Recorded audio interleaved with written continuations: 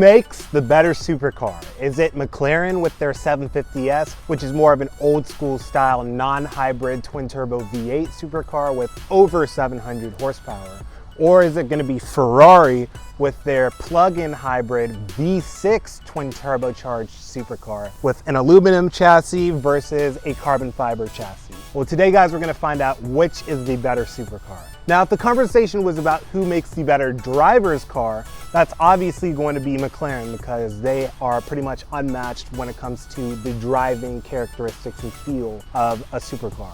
However, a supercar is a lot more than just how a car drives. That's what separates something like a Nissan GTR from something like a Huracan, which is an actual supercar. So that's going to be the discussion today, guys. We're going to talk about which makes the better supercar, Ferrari or McLaren. These cars are being sold here at Washington Exotics, so if either the McLaren or the Ferrari interests you, I know that specifically this 296 is one of the best deals currently on the market in the country, then be sure to check out Washington Exotics. Again, big shout out to Washington Exotics for helping us out with this video today. Now to quickly get the stats out of the way, the 750S makes, according to McLaren, 740 horsepower and 590 pounds-feet of torque, which again, the caveat is according to McLaren because McLaren, like BMW, underrates their horsepower figure. So on the dyno, this car is making much closer to 800 plus horsepower to the crank, which is not going to be exactly what their numbers would suggest. Now, the Ferrari 296 GTB makes 819 horsepower and I believe 546 pounds-feet of torque. Now, an important figure to consider is the weight. According to McLaren, the McLaren 750S weighs just over 3,000 pounds at 3,062 pounds. The Ferrari weighs a little bit more at 3,241 pounds. So the McLaren's going to have the slightly better power to weight ratio. However, the Ferrari is still fast and it still feels fast. However, the McLaren definitely feels faster. Now, the most important part of a supercar is going to be the design. That's going to be what draws somebody in to want to purchase it in the first place. And a lot of people have criticized the 296 for being too smooth, too feminine in its design. It's something that I can definitely understand coming from previous Ferrari models. However, I think people just tend to forget in general, when it comes to Ferrari's non-special models, they're going to be much more understated in their design compared to the competition. Where we compare that to the McLaren is going to be absolutely insane. It kind of looks like a UFO spaceship, especially with this front fascia here. You got the headlight design is crazy. It's not something you see every day. And then you got the vertical doors, which obviously the Ferrari does not have. Now coming to the back, this is one of my absolute favorite features on the 296, and that is these rear wheel arches and how they're shaped, almost kind of like a Ford GT. And in general with the 296, as you guys can pretty much tell if you guys have ever seen one in person, the footprint is actually pretty small. It's much smaller than the F8 or the 488 that it replaces. As you guys can tell with the McLaren, they do a lot to sculpt the air as it's traveling down at a fast pace. So downforce is going to be a huge thing with McLaren's. It's also a huge thing with Ferrari, but I think Ferrari is again more subtle with it. It's still there. You can still definitely tell that aero is in the Ferrari, especially with this little wing that we see right here. But overall, the aero is going to look a lot less crazy and a lot more tame than in the McLaren. Now let's go to the interior. Now, first thing, I really like this door handle because as you can tell inside, there is a key to open it if it's dead, whereas the McLaren, you have to go either underneath or through the front, which is super annoying if the car dies. The interior on the Ferrari looks extremely nice. One complaint I would make probably though, is that it doesn't give you the same Ferrari smell that an older 430, 360, even 458 or 488 would smell like. This kind of just smells like glue. And the leather in and of itself, while it's nice, it doesn't feel like Ferrari of old. It feels almost like Porsche leather, which is very durable, but it doesn't have the same feel and fit and finish as an older school Ferrari, which is gonna have real, true Italian leather, which, again, this leather isn't bad, it's just not as nice. And one thing you'll immediately notice in the cabin of the Ferrari is it's going to be a lot more digitized. There's going to be a lot more of these digital buttons, which honestly are pretty cool. I don't mind them. This is where it's probably going to get annoying, is when you have digital climate control buttons and everything like that, which is kind of laggy, as you can tell, but it looks nice. I understand what they're trying to do. They're trying to have a more modernized interior. You're going to have a full digital display. Yeah, I mean, it's not going to be to everyone's taste, but I don't mind it. I don't think that it's annoying. I don't think that these buttons really get in the way of driving, especially if you grip the wheel like this. I don't feel like you're going to be like, you know, accidentally touching any of these buttons. The McLaren, on the other hand, is going to be a lot more ergonomic. You're going to actually find physical switchgear. Again, the climate control and stuff is going to be on the infotainment. It's a little bit better, in my opinion, in the McLarens than it is in the Ferrari. I think this is not as laggy as the Ferrari, but again, physical buttons for a lot of things and controls. And so I honestly prefer how the McLaren is set up in terms of usability daily wise, but the Ferrari isn't bad in any way at all. Now, when it comes to the actual materials of the car, there's a lot of Alcantara, carbon fiber. You're not going to see a lot of carbon in the interior on this one just because it's not spec'd like that.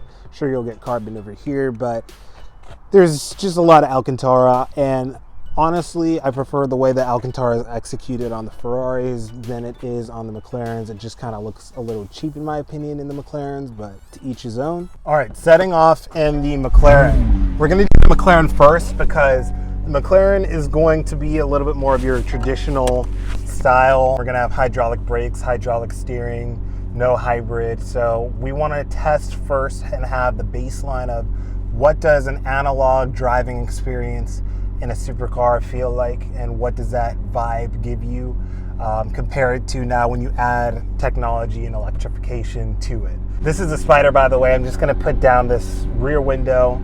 And by the way, guys, again, there's no need to go 100 miles right now on public roads. This is not my car, and you don't need to do that in order to kind of ascertain what type of ethos a car has. What person is this product geared to? So another contrasting thing on the steering wheel, there is no buttons. That's completely in contrast to the Ferrari, which there's a whole bunch of buttons. This is, again, a lot more geared towards your driving enthusiasts pure and through. Like, you have BMW, for instance, then when a BMW guy upgrades, he goes to a Porsche.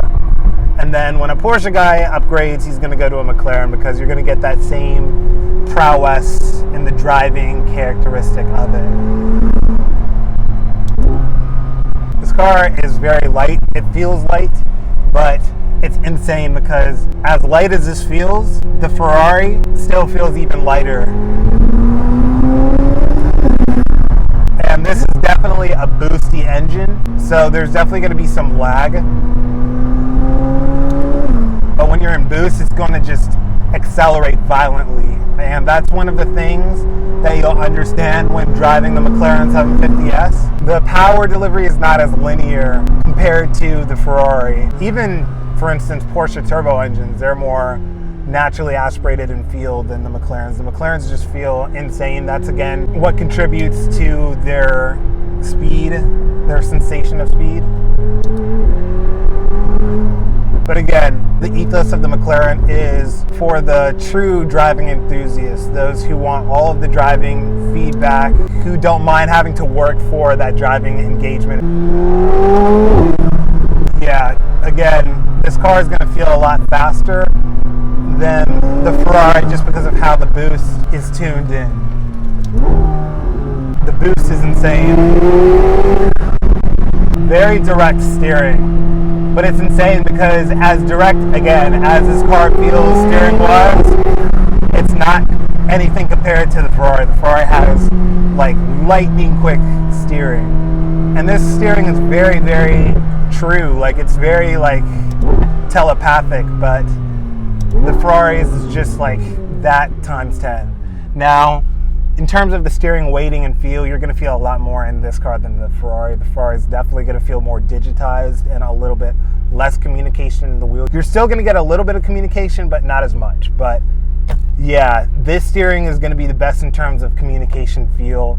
And the brakes too as well, they're very nice. But interestingly, Ferrari was able to replicate a very, very similar braking feel to McLaren, even though they're using regenerative braking and brake-by-wire, which is very interesting how they were able to do that. But other manufacturers are not able to produce something that feels one-to-one like the Ferrari does. But that was the McLaren 750S. Again, this car is for the true driving enthusiast. I think you'll see and understand the difference in the ethos of the Ferrari. This is not a car you can really go foot down to the floor in, just because of how the power is built in. You just have to kind of ease your way, be very patient with the throttle, which is completely different than the Ferrari. You can definitely be a lot more generous with the throttle application in the Ferrari. But yeah, guys, the McLaren is the ultimate driving enthusiast's car. But now we're going to see and understand what happens when we drive the Ferrari 296 and when we add hybridization and electrification, specifically when it comes to the electric steering and the electric brakes. Now we're going to set off in the Ferrari now. First things first, I really enjoy the quality of the interior. Everything feels high quality, and I can really appreciate the futuristic technological aspect that they've added to this. You know, adding this screen here, more digital buttons, cool and whatever. I don't mind it. Now we're gonna set off in the 296 GTB and see how it feels. And instantly, just pulling away, this feels a lot more like my Giulia and a lot more easygoing in terms of the steering. It's much, much more lighter than in the McLaren, for sure. It feels pretty much spot on in terms of weight and everything to my car. And again, the brakes feel really, really nice for a regenerative braking system. It has a nice modulation to it. And it feels like, you know, normal brakes. It doesn't feel electronic or brake-by-wire. I love the sound of this car, even though it's a V6 and people want to talk bad about it. It actually sounds really nice.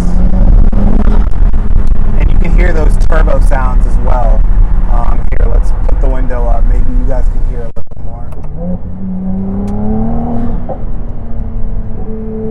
And the power delivery is a lot more linear. Yeah, this car is fast. It's like seductively fast. The shifts don't beat you up as much as in the McLaren, but they're still assertive, which I like.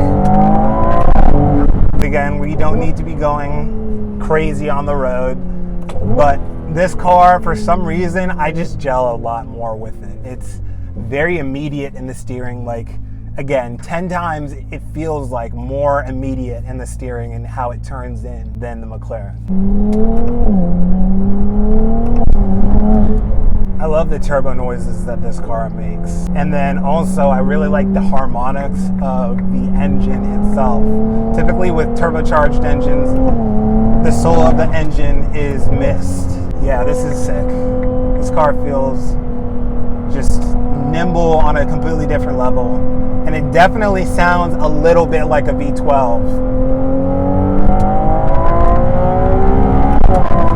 Now, I will say again, you're not going to feel as much in this car as you will in the McLaren. Like the chassis, you definitely feel a little bit, but it's definitely muted compared to that McLaren. Steering, same thing. You feel a little bit of communication, but it's much more muted than the McLaren. But what you lose in communication, you gain in just outright precision. This is telepathic. This car really is telepathic. Final thoughts, guys. Again, the McLaren is much more the driver's focused car. It's going to be, that's what the ethos is. It's centered around the ultimate driver's car, with the inputs being as best as they can really be. The Ferrari is definitely going to be a lot more of your gentleman's supercar. It's going to be a lot easier to drive, a lot more livable on the daily circumstance, and it's going to have a little bit more of that sex appeal, whatever. But it's true, like Ferraris just have that aura to it that McLarens just don't. But yeah, guys, that's the video. Till next time.